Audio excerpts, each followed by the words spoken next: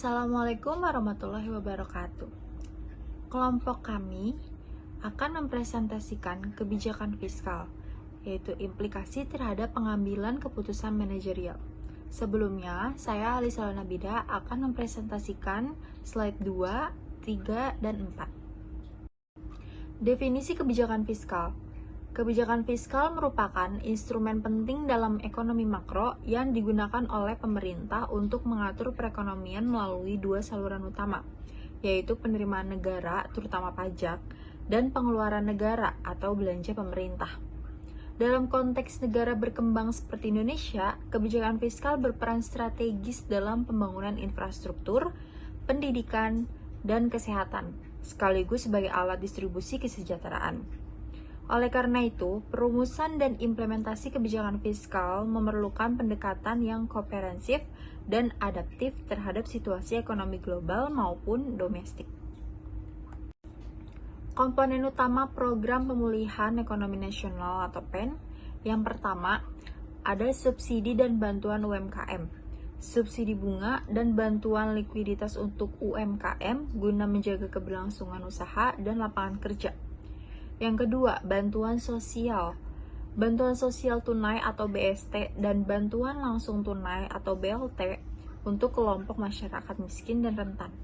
Yang ketiga, ada insentif perpajakan, pembebasan dan pengurangan PPh serta PPN untuk sektor-sektor terdampak. Yang keempat, ada dukungan dunia usaha, penjamin kredit, relaksi pinjaman, dan penguatan pembiayaan koperasi. Yang kelima, ada belanja kesehatan.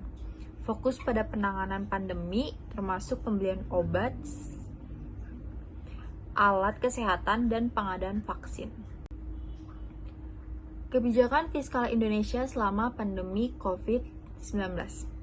Awal pandemi pada tahun 2020, pandemi COVID-19 tahun 2020 memicu krisis ekonomi multidimensi di Indonesia, meliputi penurunan aktivitas ekonomi, melemahnya daya beli, gangguan rantai pasok, dan lonjakan pengangguran. Sebagai solusi, Indonesia menerapkan kebijakan fiskal ekspansif skala besar, mendorong defisit anggaran mencapai lebih dari 6% PDB pada tahun 2020. Kebijakan ini mencerminkan fleksibilitas fiskal dalam situasi darurat. Yang kedua, ada program PEN pada tahun 2020.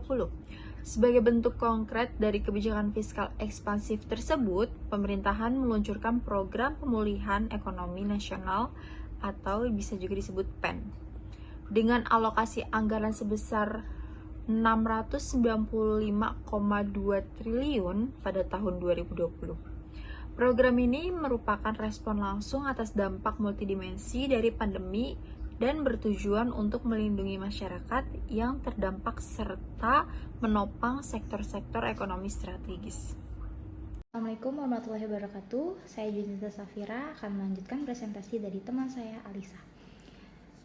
Ini ada kebijakan fiskal Indonesia selama pandemi COVID-19. Ada dampak dan pemulihan selama tahun 2021 hingga 2022. Kebijakan fiskal ekspansif lewat program PEN atau Pemulihan Ekonomi Nasional membantu menjaga ketahanan ekonomi Indonesia selama masa COVID. Meski ekonomi terkontraksi minus 2,07% pada tahun 2022, kinerja ini lebih baik dibandingkan banyak negara berkembang lainnya. Kemudian didorong oleh bansos dan stimulus UMKM, pemulihan mulai kembali di tahun 2021 bertambah sekitar 3,69% dan di tahun 2022 bertambah 5,3% dengan inflasi rendah dan suku bunga yang stabil. Namun, defisit dan utang yang meningkat memicu kekhawatiran. Pemerintah merespon dengan konsolidasi fiskal bertahap sejak 2023 serta menargetkan defisit kembali ke batas 3% PDB sesuai Undang-Undang Keuangan Negara demi menjaga stabilitas jangka panjang. Kemudian selanjutnya ada dampak kebijakan fiskal pada keputusan manajerial. Di sini ada 3 poin. Poin yang pertama faktor eksternal, poin yang kedua ada strategi bisnis, dan poin yang ketiga ada pemahaman komprehensif. Di sini faktor eksternalnya itu penting karena mempengaruhi keputusan manajerial. seperti perubahan tarif pajak, insentif, atau stimulus pemerintahan menjadi pertimbangan utama dalam strategi bisnis. Kemudian poin yang kedua, strategi bisnis. Manajer harus mempertimbangkan arah kebijakan fiskal saat menyusun strategi keuangan, produksi, dan ekspansi usaha. Strategi bisnis ini juga penting karena untuk perencanaan jangka yang panjang. Kemudian poin yang ketiga, pemahaman komprehensif. Pemahaman mendalam tentang kebijakan fiskal sangat penting bagi ekonom, pembuat kebijakan, pelaku usaha, dan manajemen strategi untuk navigasi ekonomi yang efektif. Kemudian ada teori kebijakan fiskal. Di sini ada dua teori. Teori yang pertama teori Keynesian, teori yang kedua teori Ricardian equivalence.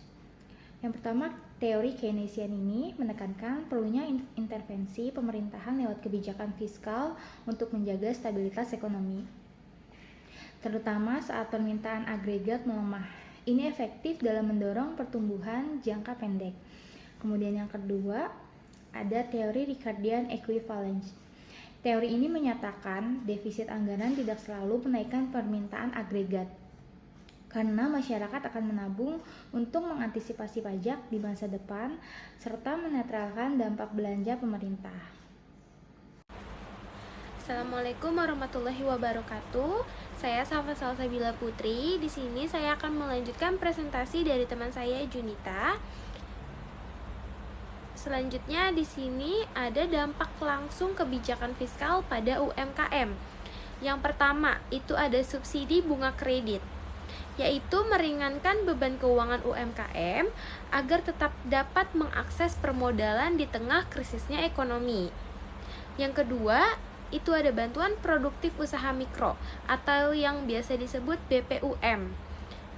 Ini memberikan bantuan tunai langsung kepada pelaku usaha mikro yang terdampak pandemi.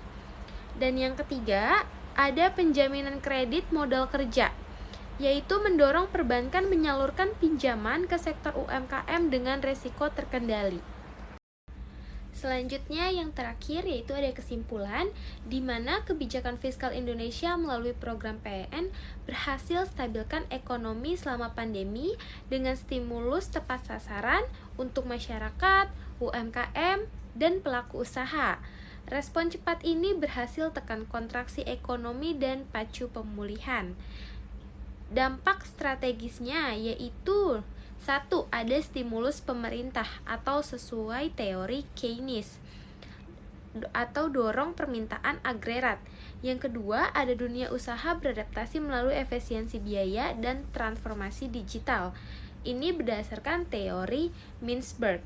Dan yang ketiga, ada menjaga stabilitas makro sekaligus jadi panduan pengambilan keputusan bisnis. Kebijakan ini menunjukkan efektivitas fiskal ekspansif dalam krisis sekaligus membentuk ekosistem usaha yang lebih adaptif. Oke, sekian dari kelompok kami. Wassalamualaikum warahmatullahi wabarakatuh.